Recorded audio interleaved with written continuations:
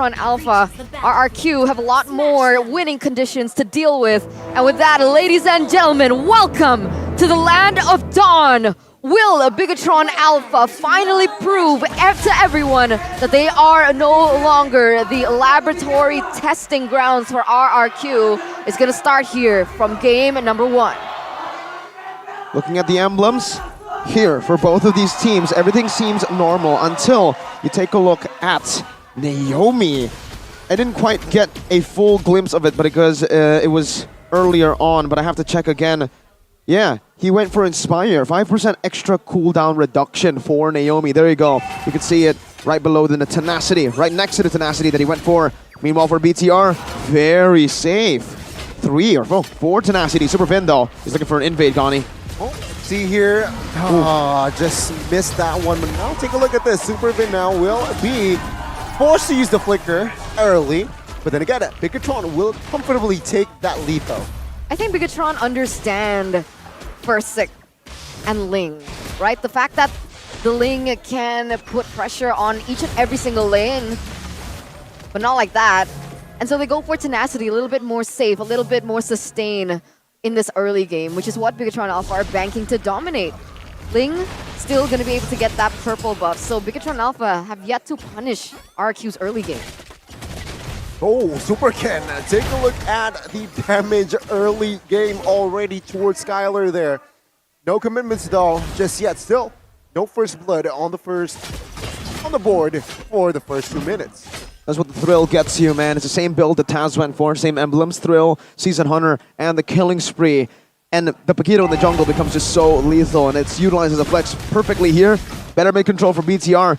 Oh, Banana taking a lot of damage already, half HP. Appraisal's Wrath hasn't been charged yet here. There you go. Oh, on towards Super Ken now. First it jumps in. That's a green light. Let's see. Top of the blade will be popped as well. First blood falls to the young king. Let's see now. Retribution on point. First blood on towards RRQ. Take a look at the real world population as well. Good collapse by the side of RRQ. 2-4-0 trade, RRQ going to be able to pick up that objective. So in that particular situation, it's RRQ winning it all out. Very different to the talent's prediction here. 1 versus everybody. Radit overkill over at that Indonesian desk. But there it is. The comfort coming through for RRQ. Banana on the Fredrin. We saw what he was able to do on the Fredrin. Back at SPS, he's able to do the same thing. And all he needed to do was that. Chunk Super Ken really low. Give Fursic enough time to finish it off. And then it's just history. RRQ, more control. Man, we have to talk about that fight here. By the way, shout out Arashi, talent prediction 21? king right now, 21. RQ's been doing him real good, even with the wins, because he has been predicting RRQ solo, I think yesterday as well. Let's talk about how they won that fight, man. RRQ, Banana with a great Appraiser's Wrath, but also Super Ken walking in to that Appraiser's Wrath, absolutely getting demolished. Low HP, and that's just the sign for Fursic to get in. And with that, now Fursic is 300 gold ahead. Something you definitely do not want to see for Bigetron when you're up against an assassin like a Ling. Snowball Prower is in him to just go and control the game. He's already on the way to the Corrosion site, and Super Saiyan needs to respect this. Fursic getting even more gold down below. But do you not think that this is what the outcome that we would expect? The fact that Super Ken, his power spike, it happens a little bit later on because it's still 4 minutes in the game? It's the complete opposite. Super Ken should get that power spike a bit earlier. And that's why earlier on you saw that Turtle Control was full BTR until that Appraiser's Wrath hit. And it took Super Ken low. Banana was low. He got full HP back because of that Appraiser's Wrath. And Fursic was already completely zoned. RQ were ready to concede that Turtle until that big play happened. And now it's BTR who have to wait, have to react to RQ's proactive movements. Let's see here now, the second turtle. It seems like both teams will target that neutral objective. Naomi, the POTM yesterday with this Kufra. Let's see what Willie can do. Jumps on towards Finn. Hasn't really committed on towards a fight just yet though. But Turtle will be resetted as, Ling will focus on the purple and the Paquito will focus on the orange first. Yeah, both junglers with different priorities right now, but of course their team keeping the seat hot here, opening up vision, trying to set up. You can see that Super Cerezo focusing on the clear first before he helps out in this potential team fight. But at this point, RRQ still holding control. High-stake game for both of these teams, and you can see that both these teams are holding their weapons out. They're trying to just get a read of each other. Versik has a level lead over Super Ken. This is definitely going to help in the next neutral objective to come. And BIGETRON are losing pressure by the minute. Super Ken going to be targeted here. Oh, good catch by Naomi. I think like Super Ken gets taken out as well.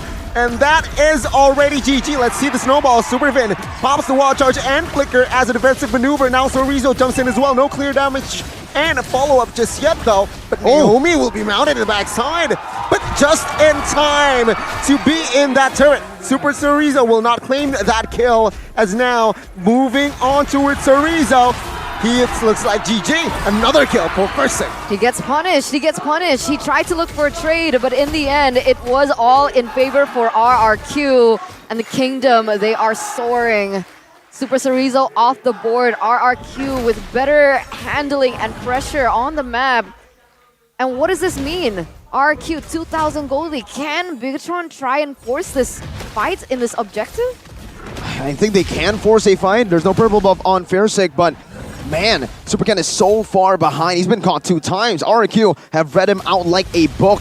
These robots, their programming has been infiltrated by the Kings. And slowly but surely, they're pushing every single lane. They're taking every little advantage that they can get, all through that one domino effect that started with Banana getting a massive Appraiser's Wrath. RRQ, even yesterday, you can see that any small mistake gets punished. Brands made a small mistake in Game 3 on the Beatrix. The only mistake he made, 0 deaths until that point. But RRQ was able to take control completely. I'm not used to it. I'm not used to seeing Super Ken behind a level of anyone. Yeah. 0-2, right? Start. And that's why Well, I think RRQ... Huh? We have seen that before. We have? With Against Onyx. Okay, Onyx. but that doesn't count. Okay. Okay. Onyx on a different wavelength Okay. at the moment. We have yet to see the contender against Onyx, but on BIGETRON level. Okay. And below and equal, right? It's crazy. We don't see that too often, and I feel like a lot of the rotations from BIGETRON Alpha, it counts on the dominance that Super Ken is able to achieve for himself in terms of that level lead. The way that they have more of a say in these neutral objectives, even in these team fights, these pickoffs, and it's crazy to see that RRQ have adapted so well to it. They see it and they punish it. Taking Super Ken down earlier on, it's crazy the impact that it has. And again, all because, well, not all because, one of the main factors why Super Ken was caught twice in that game was Naomi. He was also able to just position himself very well.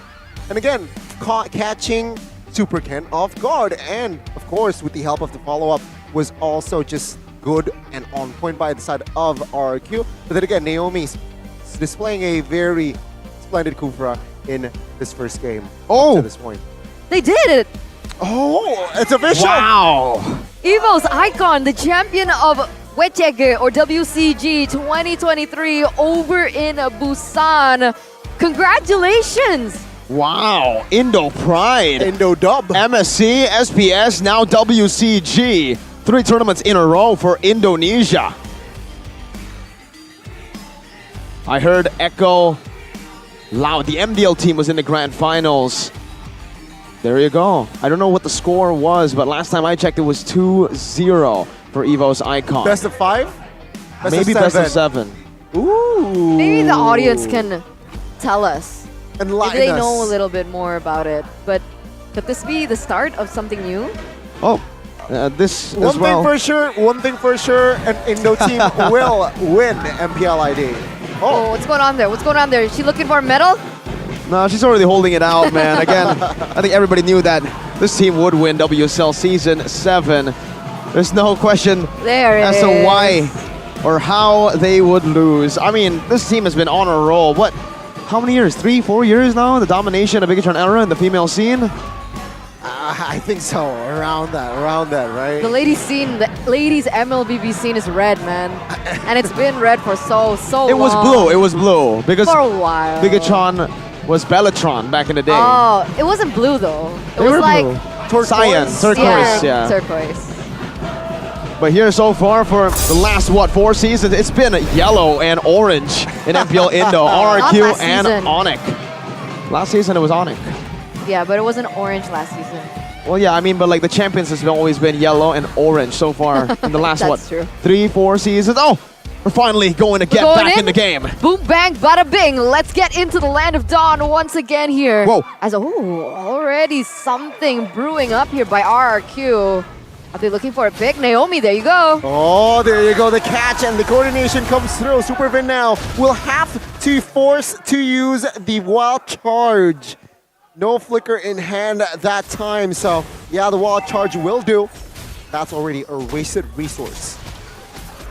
There you go, a little win as well there. Fairsik used the red tree, but Supercan was able to take the lethal. A very small win because Fairsik is still ahead. And look at the turrets taken. RRQ were able to siege down bottom lane. Super Saiyan already forced to group up as early as the 7th minute. And Bananas here just opening it up. Oh, careful here. Will be able to escape for now. But then again, both teams here playing it rather carefully, especially if we're talking about BIGETRON Alpha. For sure, for sure. Both of these teams, they want to stick to that win streak that they built for themselves so far at MPLID Season 12. So you can definitely expect that they are playing towards that. I saw earlier on that Supercan was able to get that Malefic Roar, so they have to respect that damage as he's on the way here down. Oh, they're going to collapse here. Tempest a blade towards Super Saiyan. Good night! Whoa. Oh, he survives! Finding the shutdown as well. Naomi forced to use the flicker, and now BIGETRON, they are the ones re-engaging. Oh, mounting Banana, isolating this guy. Will there be enough damage though? Question is not yet. Banana will be able to escape. It's a shutdown. That was a good win, and it's on to Super Saiyan. And this will facilitate BTR's way back in the game. That 2.5k gold lead, wow, with 1 kill on the board, shows you how much impact Fairsik had with those 3 kills right before he died. And now Supercan is the one who's looking for scraps on the map. He's objective-based, not the usual objectives that you would expect from a jungler, though. Yeah, but he's looking for what he can, and he's catching up really quick as well, right? Already both at level 12 in terms of that jungle EXP. And finally, Super Moreno gets his hands on the Lightning Truncheon. The damage wasn't really there, even though there was a really good pick from BIGETRON by Super Sorizo. So if that happens again, then it might become a different outcome with the damage already coming through as Naomi opens up the map. And there you go, look at that! Damage. Oh, the poking damage is there, definitely now. So Rizzo will zone out Banana. Is this the green light for BIGETRON to really commit? Let's see, the knockup has gone through. Then again, no one pulled the trigger. Banana now quite low health HP. Lock charge on towards one. Naomi, real revelation, and Supercan finds a lord. Supervin will be taken out though, as another member will be taken out as well. Now let's see, Fairsik jumping in towards the backside. Naomi very low. Supercan caught, isolated, taken down. 3 members taken out by the side of BIGETRON Alpha. Oh, they're looking for more. Look at Banana going in very aggressively. Clay as well. Oh, force him to use the flicker. The mid-side falls, but Saiyan, what are you doing? Careful. Has not yet popped and triggered the crossbow of Tang. More map control here from RRQ. A big mistake from Supercan there. He was looking to ambush, but he missed his jabs. And RRQ completely capitalized here. The way that they were able to take that, it's the understanding of how they can win these team fights. They know that the Lord was gone. Wait, there's a fight again. Oh, Supervin too overextended. Gets punished. And back again, this Lord advantage has only given RRQ more gold than it did for BTR. Let's talk a little bit about that, right? RRQ understood that they will not get the Lord. So that's why they put all their resources into the team fight, and it worked out. Skylar and Clay, their positioning was key, was instrumental to that team fight won by RRQ. And that leads them to this 2,500 gold lead and more map pressure already. Skylar sieging that level 2 turret in that bottom side. A lot more control in the map as well. And it's pushing them even further in terms of the items as well.